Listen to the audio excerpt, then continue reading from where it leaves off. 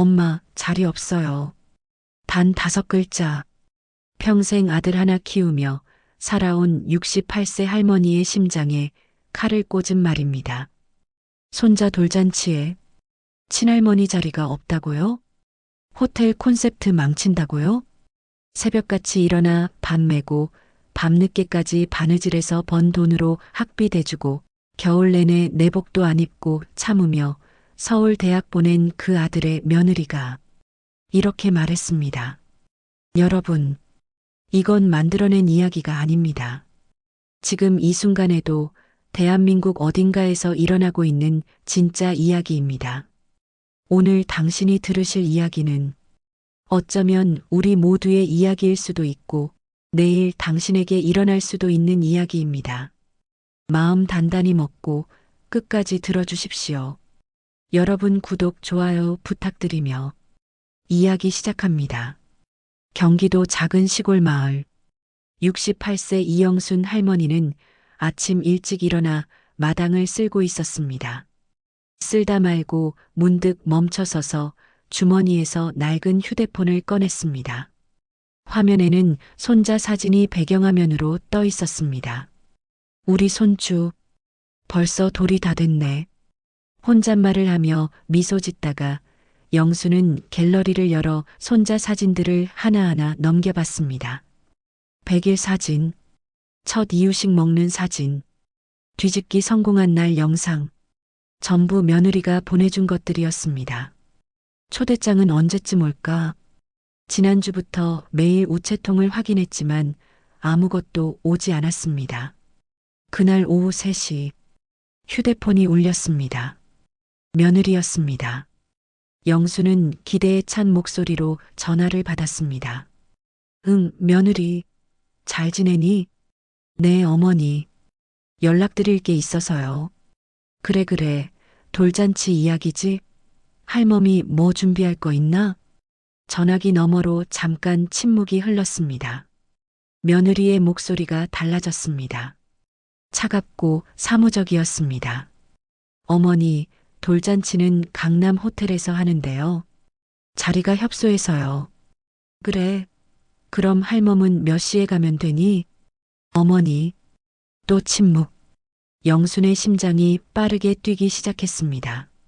뭔가 이상했습니다. 어머니, 자리 없어요. 뭐?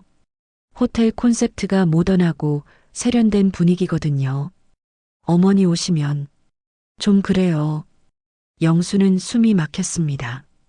내가 손주 돌잔치에 가면 콘셉트를 망친다고? 어머니도 이해하시잖아요. 요즘은 SNS에 다 올리고 그러는데 분위기 중요하거든요. 친정 엄마는 젊어 보이시니까 괜찮은데. 영수는 더 이상 듣고 싶지 않았습니다. 그래, 알았다. 이해해 주셔서 감사해요, 어머니. 그럼 나중에 손주 데리고 내려갈게요. 뚝. 전화가 끊어졌습니다. 영수는 한참을 그 자리에 서 있었습니다. 손에 든 휴대폰이 무거웠습니다. 화면 속 손자가 웃고 있었습니다. 그래도 내가 키운 아들인데. 눈물이 핑 돌았지만 영수는 억지로 웃었습니다.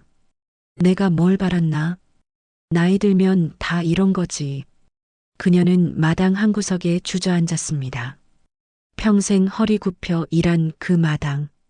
아들 공부시킨다고 밤늦게까지 팔을 다듬던 그 마당. 저녁 하늘이 붉게 물들고 있었습니다. 영수는 고개를 들어 하늘을 바라봤습니다. 여보, 우리 아들 잘 키운 거 맞지? 바람만 불었습니다. 대답은 없었습니다. 그날 밤 영수는 잠을 이루지 못했습니다. 천장을 바라보며 며느리의 말이 계속 머릿속을 맴돌았습니다. 호텔 콘셉트 망쳐요. 친정 엄마는 젊어 보이시니까 괜찮은데. 그 말들이 가슴을 찔렀습니다. 날이 밝았지만 영순의 마음은 여전히 어두웠습니다. 다음 날 아침, 영수는 평소처럼 일어났습니다. 아니, 일어나려고 했습니다. 하지만 몸이 말을 듣지 않았습니다. 에고, 늙으니 이것도 힘드네. 겨우 일어나 부엌으로 갔습니다. 혼자 먹는 밥상. 반찬은 김치 하나, 된장 하나. 옛날엔 아들 밥상이 이렇게 작지 않았는데. 밥을 먹다 말고 영수는 문득 결심했습니다. 답답하다. 나가야겠어. 들녘으로 나갔습니다. 10월의 들판은 코스모스가 흐드러지게 피어 있었습니다. 바람에 흔들리는 꽃들을 보며 영수는 조금씩 걸었습니다. 그때였습니다. 어이구, 영순 아지매. 뒤에서 익숙한 목소리. 동네 친구 영숙이었습니다. 아이고, 영숙이 아가. 어디 가노? 마트 좀 갔다 오는 길이제. 영순 아지매는 그냥 답답해서 나왔어. 영숙이 영순의 표정을 보더니 눈치를 챘습니다. 혹시 무슨 일 있나? 영수는 고개를 저었습니다. 아니다. 아무 일도 없어. 하지만 영숙은 그냥 넘어가지 않았습니다. 아지매, 나하고 얼마나 오래 알고 지낸 사이인데 얼굴만 봐도 알제. 무슨 일인데? 영수는 한참을 망설이다가 입을 열었습니다. 손주 돌잔치에 오지 말래. 뭐, 친할머니를? 영숙의 목소리가 커졌습니다. 주변에 지나가던 사람들이 돌아봤습니다. 쉿, 작게 좀 해라.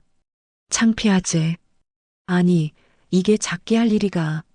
친할머니를 돌잔치에 안 부른다고? 영숙은 분통이 터졌습니다. 며느리가 뭐라 카더노? 자리 없다? 호텔이 작다?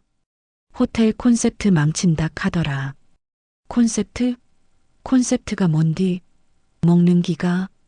영수는 씁쓸하게 웃었습니다. 나도 잘 모르겠어. 요즘 세상 말은 하나도 모르겠어. 영숙이 혀를 찼습니다. 쯧쯧쯧. 영순 아지매, 내 말 들어봐라. 요즘 세상은 말이다. 영숙은 주변을 둘러보더니 목소리를 낮췄습니다. 피보다 돈이야. 시어머니보다 친정엄마가 더세. 왜 그런 줄 아나? 왜? 친정에서 돈 대주니까. 집도 사주고 차도 사주고 애 봐주고. 그러니까 며느리가 친정엄마 편을 드는 거제. 영수는 아무 말도 하지 못했습니다. 사실이었으니까요. 영수는 아들에게 아무것도 해준 게 없었습니다. 집도 못 사줬고 결혼자금도 변변찮게 줬고 손자 태어났을 때도 100만 원밖에 못 줬습니다. 반면 사돈은 달랐습니다. 강남에 아파트 한 채 사주고 외제차 뽑아주고 출산 후조리원비 1,000만 원 냈다는 소문을 들었습니다. 내가 가난해서 이러는 기가. 영숙이 영순의 어깨를 토닥였습니다. 아이다, 아지매. 돈 문제가 아니라 사람 문제제. 사람이 돼야 하는디 요즘 젊은 것들은 사람이 안 됐어. 그때 마을 회관 앞에서 웅성거리는 소리가 들렸습니다. 동네 할머니들이 모여 수다를 떨고 있었습니다. 우리 손주 다음 달에 돌잔치 하는디 호텔 잡았어. 어이구, 우리도 친척들 10명 넘게 부른다 카더라. 우리 며느리는 친정에서 돌잔치 비용 다 된다고 하더만. 영수는 그 소리를 듣고 발길을 돌렸습니다. 영수가 나 먼저 간다. 아지매, 잠깐. 하지만 영수는 뒤돌아보지 않았습니다. 집으로 돌아오는 길. 들판의 코스모스가 더 이상 예뻐 보이지 않았습니다. 바람에 흔들리는 꽃들이 마치 자신을 비웃는 것 같았습니다. 집에 도착해서 대문을 열었습니다. 텅 빈 마당, 텅 빈 집. 정말 나는 혼자구나. 영수는 그날 저녁 혼자 소주 한 잔을 꺼냈습니다. 평소엔 절대 마시지 않는 술이었습니다. 여보, 미안해. 아들 못 키웠어. 잔을 비우고 또 비우고. 그렇게 밤은 깊어갔습니다. 하지만 영수는 알지 못했습니다. 이 이야기가 이제 겨우 시작이라는 것을. 사흘이 지났습니다. 영수는 평소처럼 살려고 애썼습니다. 밭에 나가 배추를 살피고 집 청소하고 저녁 준비하고 하지만 자꾸만 손자 생각이 났습니다. 돌잔치가 모레래. 그날 오후 영수는 심심해서 휴대폰을 만지작거렸습니다. 며느리가 보낸 손자 사진을 보다가 실수로 인터넷 아이콘을 눌렀습니다. 이게 뭔디? 화면에 알록달록한 글씨들이 떴습니다. 며느리의 SNS였습니다. 며느리가 가끔 사진을 보내올 때 링크를 눌러서 자동으로 저장되어 있었던 겁니다. 요즘 젊은 사람들은 이런 걸로 사진을 보나 보네. 영수는 신기해하며 화면을 내렸습니다. 그런데 스크롤을 내리다가 손이 멈췄습니다. 어제 올라온 사진. 우리 엄마와 함께 준비하는 행복한 돌잔치. 사진 속에는 며느리와 사돈이 함께 웃으며 돌잔치 장식을 준비하고 있었습니다. 금박 풍선, 화려한 꽃장식, 세련된 케이크. 사돈은 깔끔한 원피스를 입고 손자를 안고 있었습니다.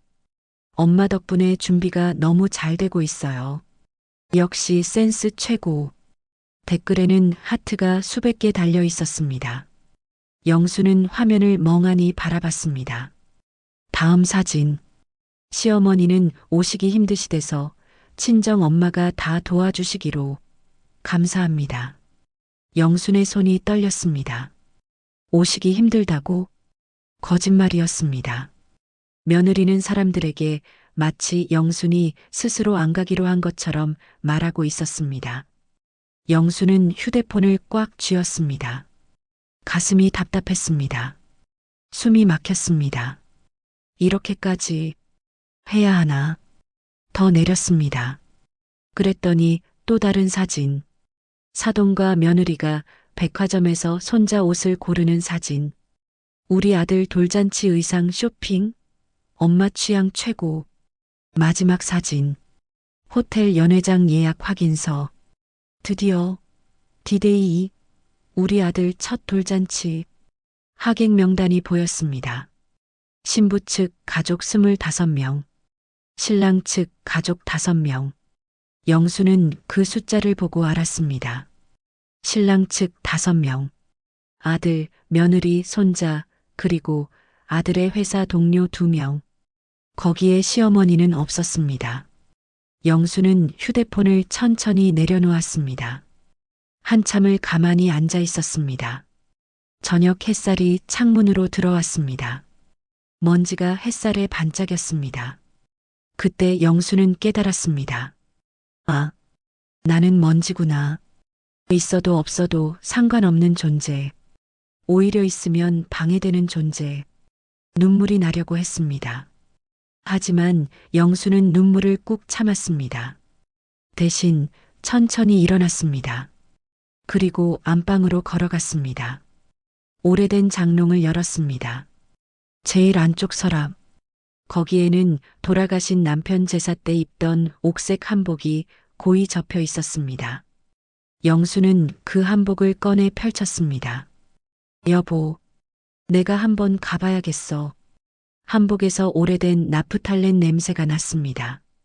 영수는 한복을 들고 마당으로 나가 햇볕에 펼쳐놓았습니다. 바람이 불어 치마가 흔들렸습니다. 초대받지 못했어도 가야지.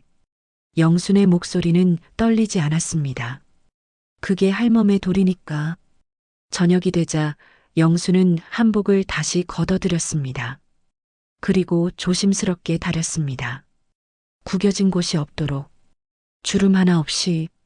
다림질을 하면서 영수는 생각했습니다. 가서 뭐라고 할까? 축하한다고 할까? 아니면 그냥 얼굴만 보고 올까? 하지만 결론은 하나였습니다. 그냥 손주 얼굴만 보고 오면 돼.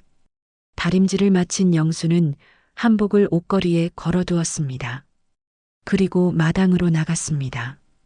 달빛 아래 코스모스가 흔들리고 있었습니다. 영수는 코스모스 몇 송이를 조심스럽게 꺾었습니다. 이거라도 선물로 가져가야지. 작은 바구니에 꽃을 담았습니다.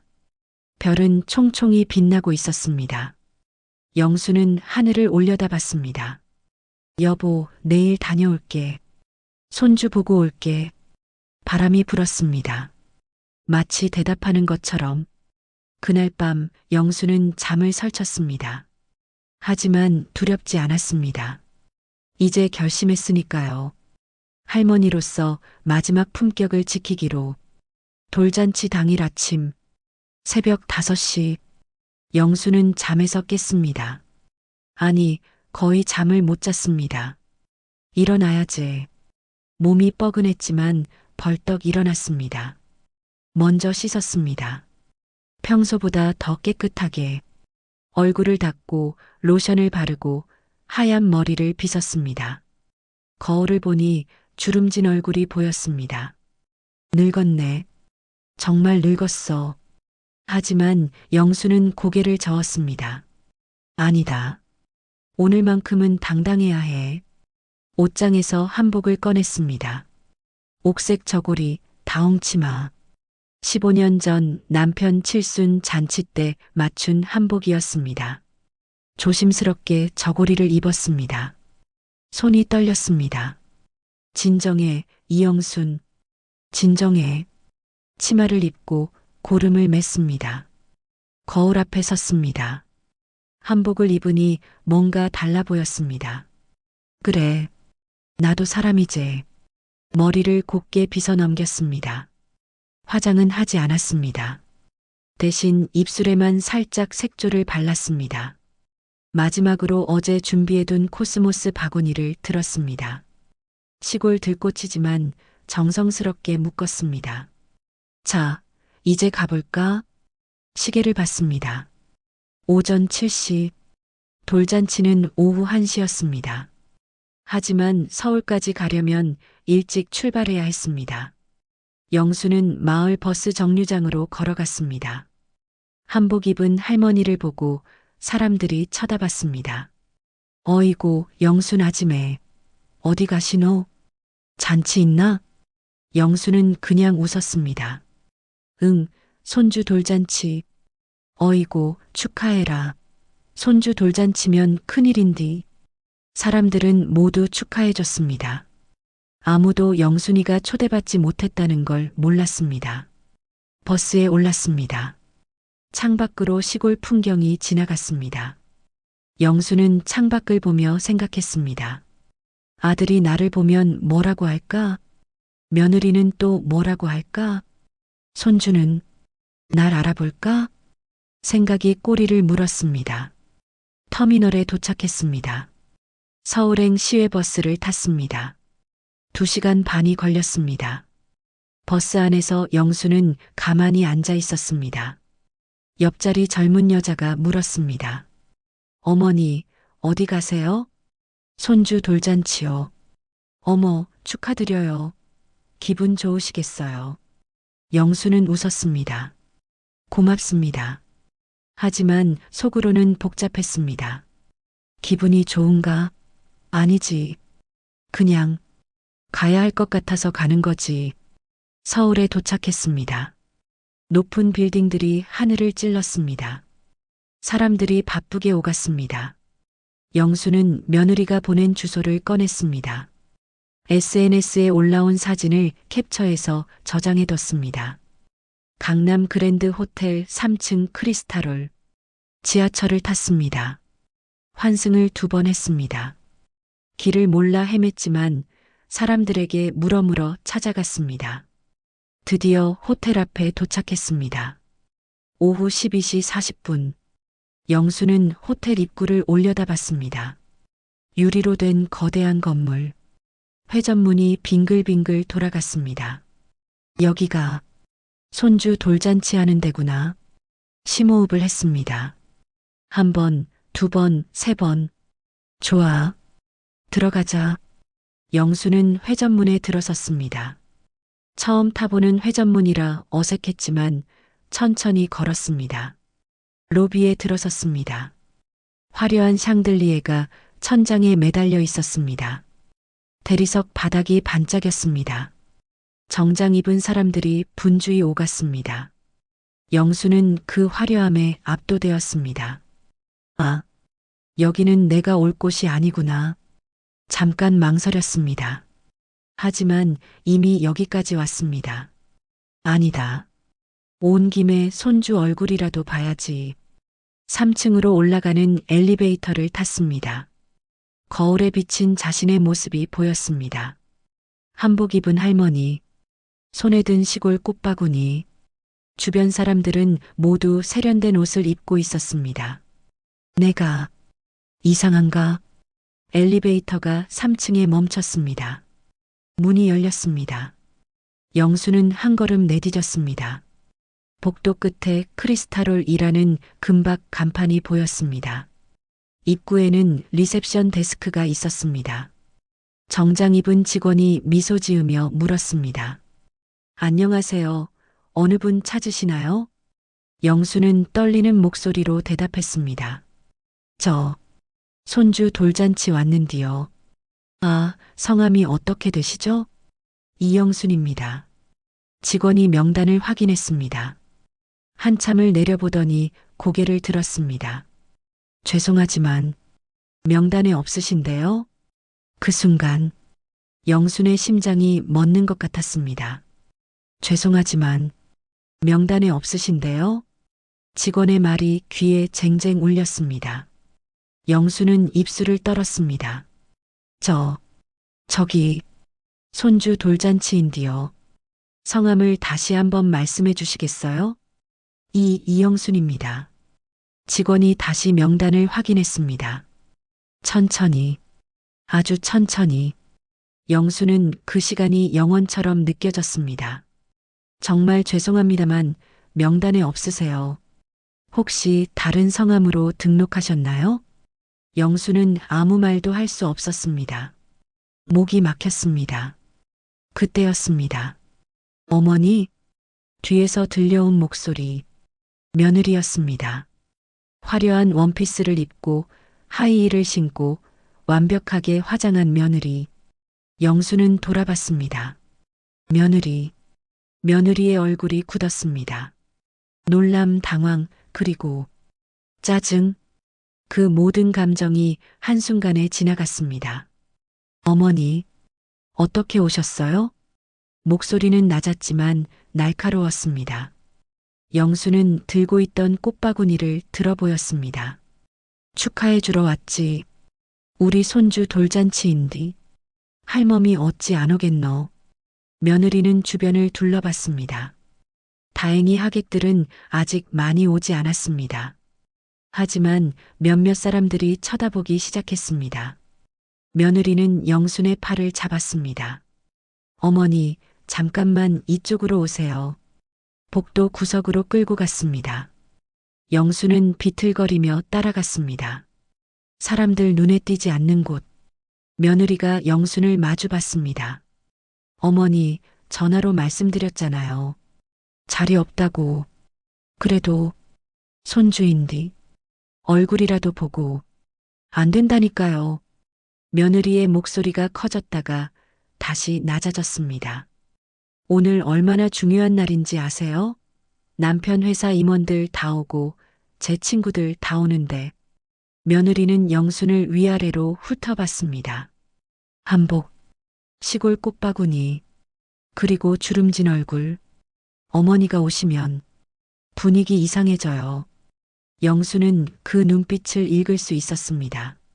창피하다는 눈빛, 방해된다는 눈빛. 그래도 난 할멈인디.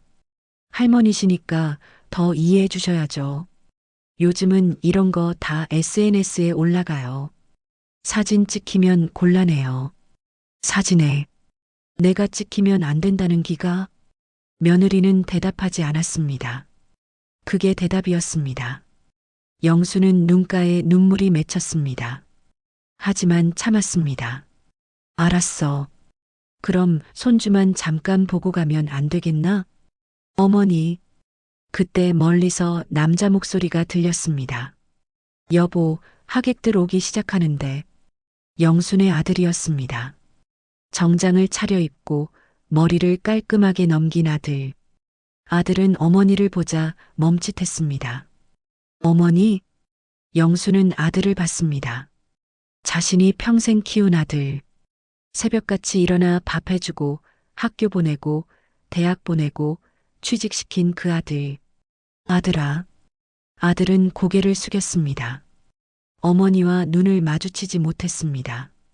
며느리가 남편에게 다가가 속삭였습니다. 당신이 좀 말씀드려요. 아들은 한참을 망설이다가 입을 열었습니다. 어머니, 오늘은 그냥 돌아가세요. 영순의 가슴에 칼이 꽂혔습니다. 아들의 입에서 나온 말. 그냥 돌아가세요.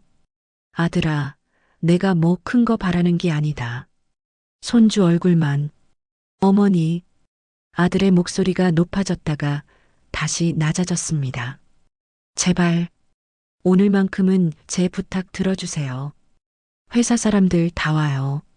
저 평가받는 자리예요. 영수는 아들을 똑바로 봤습니다. 아들은 여전히 고개를 숙이고 있었습니다. 그 순간 영수는 깨달았습니다. 아, 내 아들이 아니구나. 내가 키운 그 아들은 어디 갔고, 이 사람은 누구지? 침묵이 흘렀습니다. 긴 침묵. 복도에서는 하객들의 웃음소리가 들렸습니다. 와, 여기 진짜 예쁘다.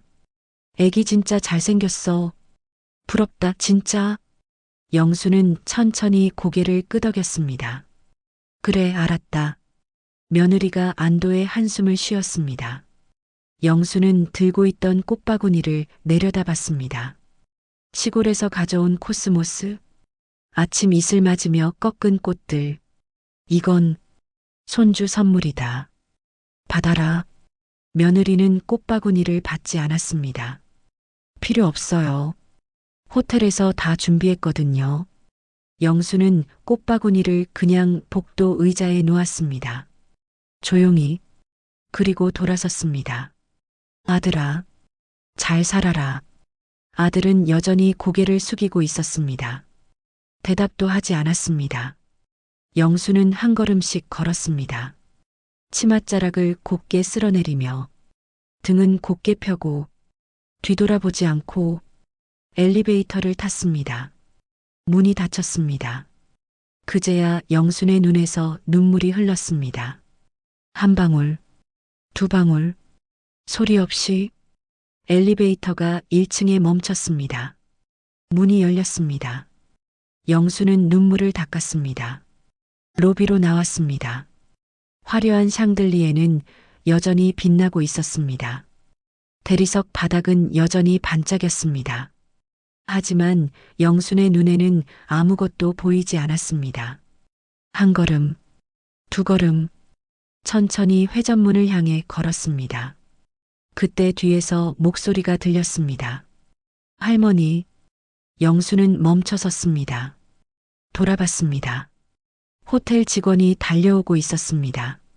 손에 무언가를 들고 할머니, 이거 두고 가셨어요.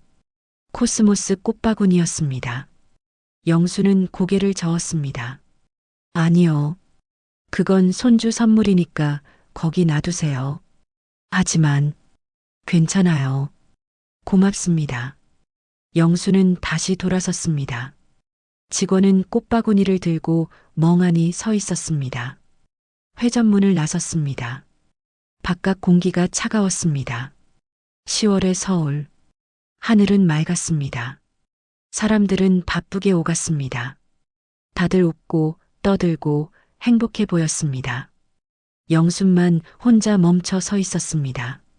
이제 어디로 가지? 집으로 돌아가야 했습니다. 하지만 발이 떨어지지 않았습니다. 영수는 호텔 앞 벤치에 앉았습니다. 한참을 그렇게 앉아 있었습니다. 사람들이 지나갔습니다. 연인들, 가족들, 친구들, 모두 누군가와 함께였습니다. 영순만 혼자였습니다. 나는 정말 혼자구나. 핸드백에서 휴대폰을 꺼냈습니다. 배경화면에 손자 사진이 떠 있었습니다. 영수는 한참을 그 사진을 바라봤습니다. 손주야, 할매는 못 봤지만 넌 건강하게 자라거라. 그리고 천천히 갤러리를 열었습니다. 손자 사진들 하나하나. 영수는 사진들을 보다가 결심했습니다. 전부 지웠습니다. 100일 사진, 첫 이유식 사진, 뒤집기 성공한 날 영상 모두 삭제했습니다. 이제 그만 봐야겠다. 휴대폰을 다시 핸드백에 넣었습니다. 그리고 일어났습니다. 지하철역으로 향했습니다. 개찰구를 지나 플랫폼에 섰습니다. 전광판에 다음 열차 2분 후라고 떴습니다. 영수는 가만히 서서 기다렸습니다. 옆에 젊은 엄마가 유모차를 끌고 있었습니다. 유모차 안아기가 방긋 웃었습니다. 영수는 그 아기를 봤습니다. 저 아이도 커서 할머니를 버릴까? 씁쓸한 생각이 들었습니다. 전동차가 들어왔습니다. 영수는 빈자리에 앉았습니다. 창밖을 봤습니다. 어둠 속을 달리는 전동차, 터널을 지나고 역을 지나고 서울을 빠져나갔습니다. 버스 터미널에 도착했습니다. 시골행 버스를 탔습니다. 버스 안에는 사람이 별로 없었습니다. 영수는 맨 뒤 자리에 앉았습니다. 창밖으로 해가 지고 있었습니다. 붉은 노을이 하늘을 물들였습니다. 아름답네. 영수는 생각했습니다. 이렇게 아름다운 세상에서 왜 이렇게 외롭지? 버스가 시골길을 달렸습니다. 농가 밭이 보였습니다. 코스모스가 바람에 흔들렸습니다. 저녁 7시 마을에 도착했습니다. 버스에서 내렸습니다. 익숙한 풍경, 익숙한 냄새. 하지만 집으로 가는 발걸음은 무거웠습니다. 대문을 열었습니다. 텅 빈 마당, 텅 빈 집. 다녀왔습니다. 아무도 없는 집에 인사했습니다. 한복을 벗었습니다. 다시 장롱에 넣었습니다. 이제 다시는 입지 않을 한복. 방에 앉았습니다. 창문 너머로 달이 떠올랐습니다. 영수는 달을 보며 혼잣말을 했습니다. 여보, 내가 잘못 키운 걸까? 평생 아들만 바라보고 살았는데 그게 잘못이었을까? 바람이 불었습니다. 나뭇잎이 바스락거렸습니다. 영수는 그날 밤 오랫동안 잠들지 못했습니다. 하지만 눈물은 흘리지 않았습니다. 다 흘렸으니까요. 이제 남은 건 텅 빈 마음뿐이었습니다. 그날 밤 호텔 크리스탈홀에서는 돌잔치가 한창이었습니다. 샴페인이 터지고 음악이 흘렀고 사람들이 웃었습니다. 축하해요. 아기 너무 예쁘네요. 부럽습니다. 정말. 며느리는 환하게 웃으며 하객들과 사진을 찍었습니다. 손자를 안고 남편과 함께 친정 엄마와 함께 SNS에 실시간으로 올라갔습니다. 하트가 수백 개씩 달렸습니다. 완벽한 돌잔치, 인생 최고의 날, 우리 아들 1살 축하해. 하지만 아들은 내내 불편해 보였습니다. 웃고는 있었지만 진짜 웃음이 아니었습니다. 잔치가 끝나고 사람들이 떠났습니다. 정리를 하던 중 아들이 복도 구석을 지나가다가 멈춰 섰습니다. 거기 의자 위에 코스모스 꽃바구니가 놓여 있었습니다. 아무도 가져가지 않은 채 시들어가고 있었습니다.